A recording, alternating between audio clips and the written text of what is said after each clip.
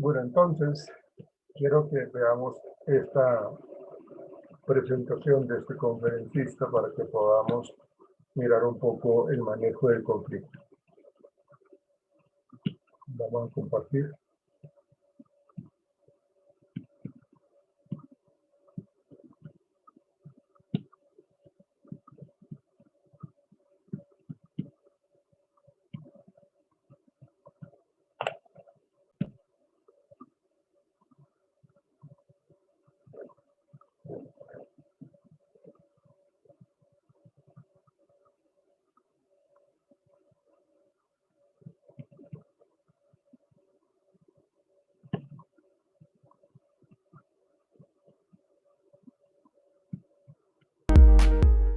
Una pregunta.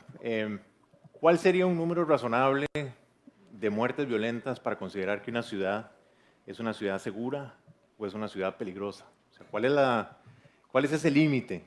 ¿5 muertes? ¿1? ¿8? ¿0?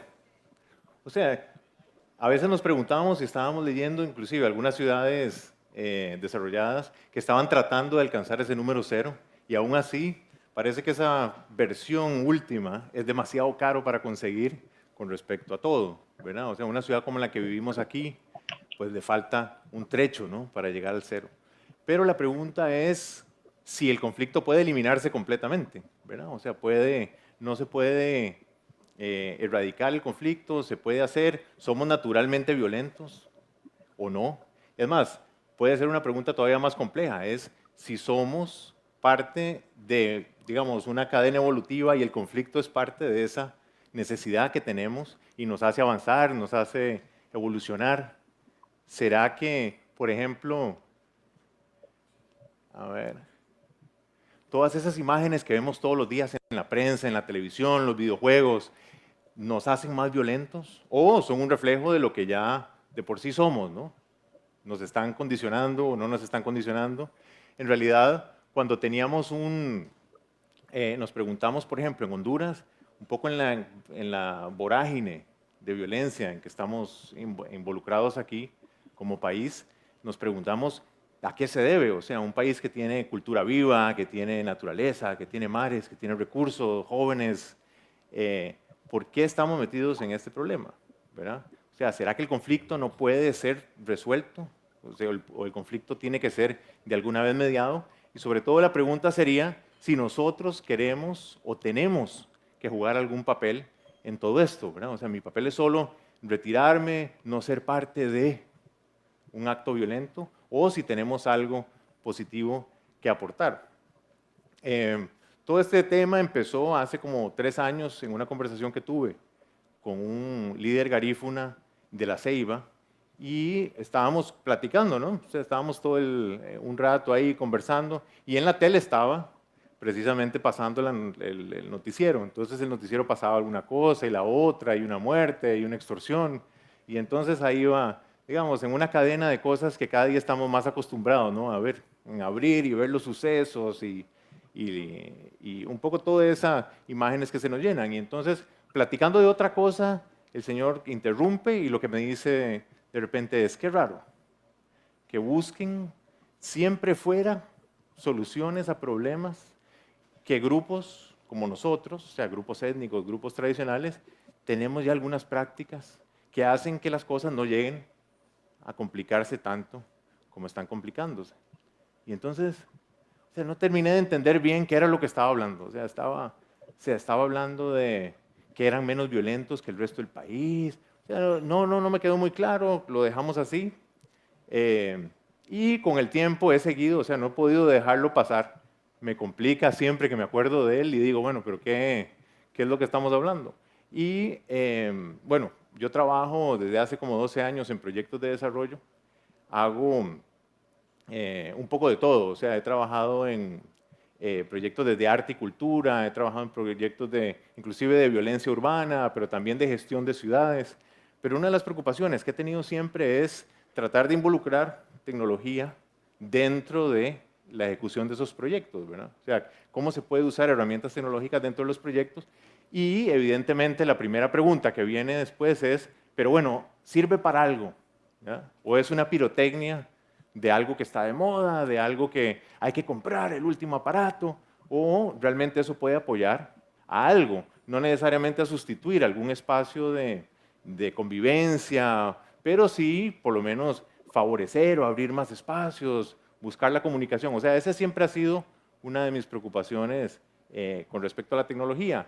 La otra cosa que me preocupaba cuando estamos hablando y me recuerdo del garífuna diciéndome que nosotros somos menos conflictivos o que tienen técnicas, es una cosa que me remonta a mi infancia. O sea, yo no sé ustedes qué recuerdo tendrán de su escuela, pero en la escuela típica en la que yo estuve y que estuvimos muchos centroamericanos, a veces puede convertirse en un campo de batalla, ¿verdad? O sea, son niños y se ven normales, inofensivos, pero ese campo de batalla puede ser muy duro, ¿verdad? O sea, donde estén ustedes localizados, eso puede ser complicado. Y sobre todo si uno es el más chiquito y el más flaquito, que lo fui, ¿verdad? En algún momento, uno está siempre lidiando digamos, con esa disyuntiva de que hay que defenderse, no hay que defenderse, hay que imponer, no hay que imponer. Y no lo tenía muy claro cuando era niño hasta que empecé a crecer, ¿verdad? Crecer y me hice grande. Y entonces me di cuenta que conforme iba creciendo, los conflictos se iban acabando. O sea, las peleas como que se iban reduciendo. No sé si es que me hice muy grande, pero entonces yo me puse muy feliz y mis amigos también, ¿verdad? O sea, había que defenderlos un poco, pero los conflictos se fueron reduciendo conforme yo iba creciendo físicamente. Cuando llegué al 1,90 m se acabaron completamente las peleas, ¿verdad? Y hasta la fecha, o sea, realmente he tenido bastantes pocos problemas en la vida después de eso, físicos por lo menos. Y es trágico, o sea, lo digo como un chiste, pero en realidad lo trágico es que nos enseñan a construir un mundo a partir de las diferencias. O sea, yo impongo mi tamaño, o mi fuerza, o mi dinero, y no trabajamos a partir de lo que tenemos en común. Entonces, en realidad, ese tema de que somos conflictivos o no, si somos naturalmente conflictivos, siempre era algo que yo empecé a asumir como algo natural, ¿no? Entonces, él me lo confronta y me dice, no, nosotros educamos distinto.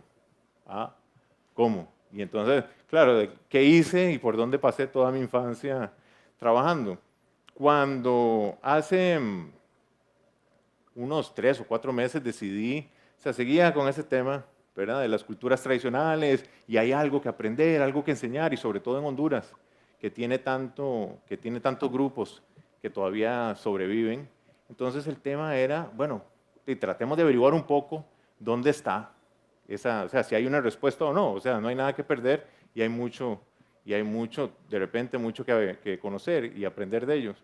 Empecé a entrevistar a algunos líderes, garífunas, misquitos, lencas, para preguntar precisamente eso, ¿no? O sea, bueno, ¿qué saben ustedes que no han compartido? Mentira, o sea, que sí han compartido, pero nadie los escucha. Y entonces fue una de las señoras que estuve preguntando, que era doña Gloria, una señora encantadora de un pueblo que se llama Guajiquiro. O sea, nótese que lo apunté en la mano porque no me lo pude aprender haciendo la referencia a la infancia. Aquí traje mi forro. Doña Gloria de Guajiquiro, La Paz, cuando yo le dije, doña Gloria, ¿pero qué hacemos? O sea, imagínese que hay, por ejemplo, varios barrios o colonias de ciudades como Tegucigalpa o San Pedro Sula, donde la gente se pelea simbólicamente entre ellos. O sea, hay un grupo que controla, la cosa está dividida y la gente le da miedo cruzar para el otro lado. O sea, realmente la cosa se fragmentó. Y entonces se lo preguntaba como, bueno, pero ¿usted qué se le ocurre? Digamos, como Lenca, que era ella. Y entonces me dice, bueno, pues hago un huancasco. Esto es un huancasco. Y entonces no sé si ustedes, aquí todo el mundo tiene que saber qué es un huancasco, ¿no? Hondureños, ¿no? Entonces yo, que ustedes no lo han notado, pero no soy hondureño, había escuchado algunas cosas. Entonces, doña Gloria, pero ¿cómo? Dígame una cosa. O sea, el huancasco no es una fiesta religiosa. Y me dice, también es una fiesta religiosa. Y yo me acuerdo que pasan un santo y que los encuentran. Ajá. Pero no es una fiesta cultural, un baile. Y me dice, también es una fiesta cultural. Y yo, también, ¿qué? ¿Verdad? Y me dice, no, es que en el fondo el Huancasco era en mi pueblo y mi papá era, aparte de uno de los dirigentes del Huancasco, Lenca, es un espacio donde se tienen que dirimir los conflictos. O sea, ahí nos encontramos y ahí es donde tenemos que terminar un conflicto. Y entonces fue una cosa muy curiosa, ¿verdad? Yo le preguntaba, ¿pero dónde está el secreto, digamos? Bueno, ¿qué es un Huancasco? Entonces, ya les dije, o sea, quedó históricamente cubierto, o sea, a través del tiempo y sobre todo las décadas de colonia, independencia, y se fue, digamos, disfrazando, si no, se fue sobreponiendo varias capas que la dejaron como una fiesta religiosa, sacamos el santo del pueblo, celebramos un día por año, pero en realidad el tema del Huancasco, según ella me contaba, es que se van, realmente es todo un proceso, digamos, donde dos pueblos que están vecinos deciden que ya no van a pelear más, o sea, ya salió demasiado caro el pleito. O sea, han perdido gente, han perdido tiempo, de repente tenemos a nuestra mejor gente peleando, o los podemos perder también. O sea, sale demasiado caro un esfuerzo, ¿no? O sea, el esfuerzo de la conciliación puede ser un esfuerzo bien importante, sobre todo en el tiempo. Entonces, el Huancasco tiene para ellos esa connotación. O sea, los pueblos se encontraban en un espacio neutral, negociaban y se estableció un acuerdo. O sea, no se podían ir de ahí hasta que no llegaran a una conciliación, ¿verdad? Entonces es muy importante un poco la mecánica. Esto es una mecánica que la estoy tratando de ordenar en mi cabeza, pero no sé si esto tendría sentido para ellos, pero bueno, yo se los pongo así a ustedes. O sea, hay una primera etapa donde ellos salen de su zona de confort, ¿verdad? O sea, estamos en nuestro lugar seguro, en nuestra casa, con nuestra gente, y ellos se salen, o sea, se exponen, yo me salgo, hablo, ¿verdad? Me encuentro con el otro en un lugar neutral, digamos, en la frontera. Después, una vez que nos encontramos los dos pueblos, ¿verdad? Las dos comunidades, sobre todo, voy a hacer una pausa aquí, o sea, el Huancasco era importante a nivel de personas, o sea, yo y usted podemos negociar algo, tenemos un problema de tierra, en fin, pero es súper importante a nivel de grupos, ¿verdad? ¿Cuáles son los grupos que se enfrentan y negocian? Entonces, se sientan a dialogar, y eso suena fácil, o sea, no es un diálogo de media hora, pueden ser diálogos de 3 días, ¿verdad? 4 días. El tema es que ahí no se levantan hasta que no haya un consenso, ¿verdad? O sea, el consenso tiene que llegar, y puede ser un consenso, como le digo, que se construye en el tiempo y que pueden ser 4 o 5 días de consenso. Y finalmente, un tema súper importante que sería, finalmente, cuando llegamos a un consenso, celebramos. O sea, hay una fiesta, evidentemente.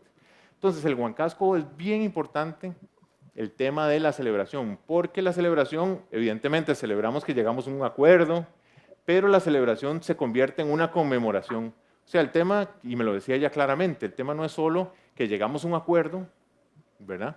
Sino que ese acuerdo no se nos puede olvidar. A mí, a ustedes, pero ni a mis hijos ni a mis nietos. O sea, se supone que estamos haciendo un acuerdo durable, ¿no? En el tiempo. Entonces, ese acuerdo se establece celebrando periódicamente, cada 6 meses, una vez al año.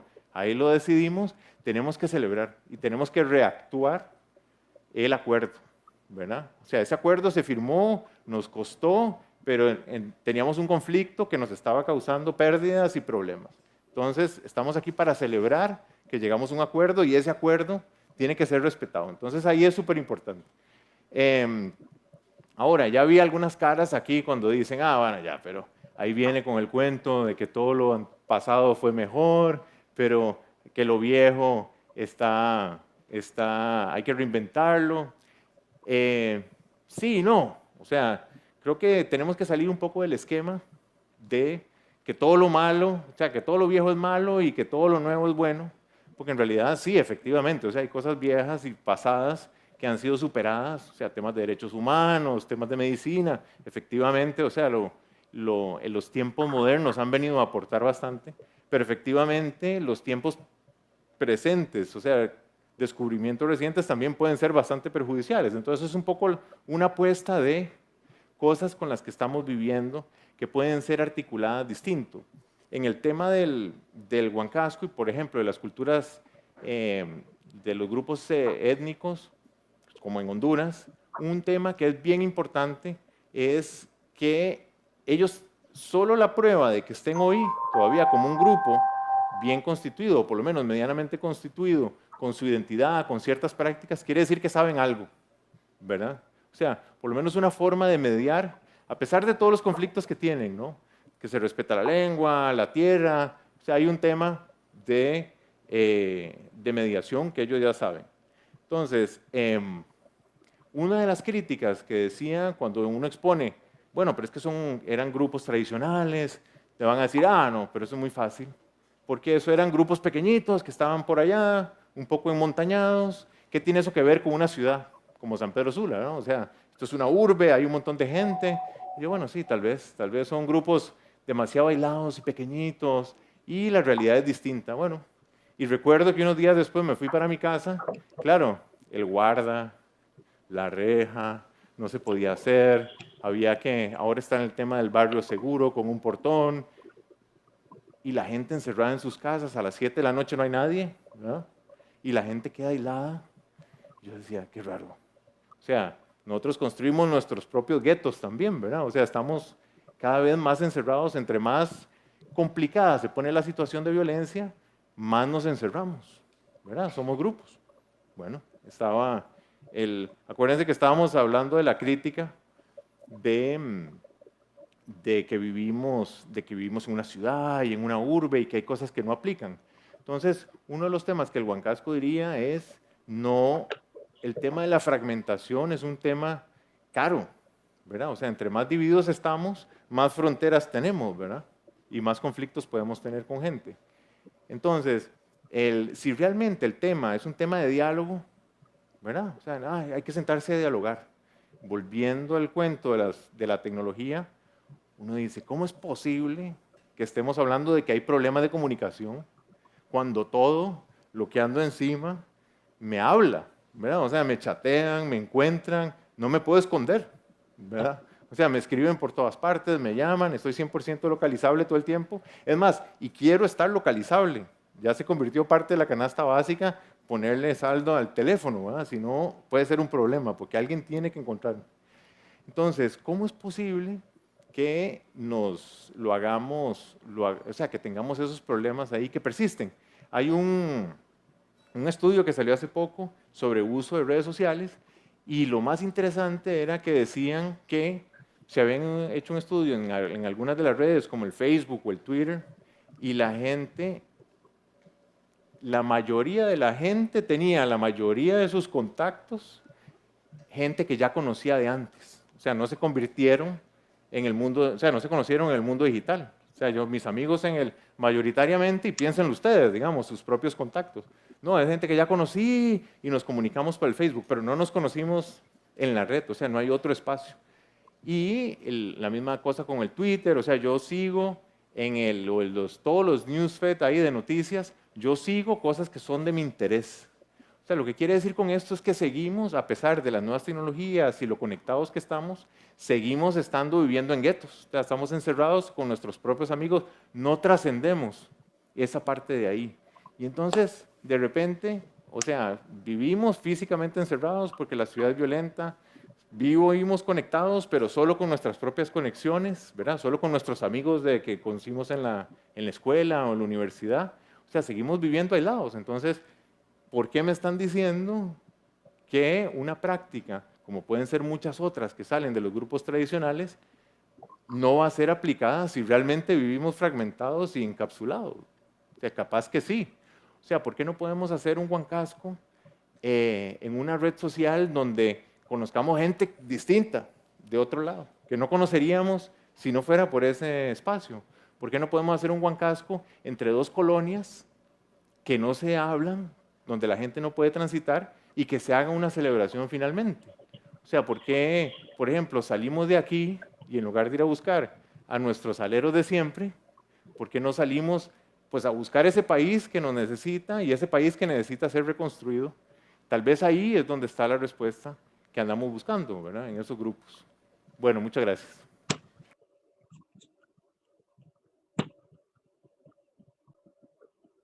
Lo que planteaba el señor con respecto al huancasco, pues eso es un término muy utilizado en Honduras y es una tradición cultural.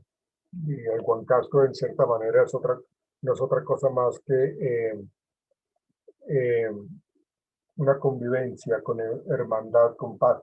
Y eso es algo tradicional, algo que se establece o se estableció y se ha venido manteniendo con el tema de la cultura en las comunidades hondureñas. ¿Sí? Digamos que él mencionaba constantemente el término de Huancasco y es precisamente eh, esa convivencia sana, de hermandad, de paz, y que eso es lo que se debería trabajar un poco en la solución de problemas, que siempre pensamos de una manera mucho más de hermandad y de paz, porque estamos cansados de los problemas, estamos cansados de los conflictos. Entonces la idea es que se trabaje un poco, pues como esas cosas tan tradicionales, como tan de antaño, que puedan darle solución a nuestros conflictos.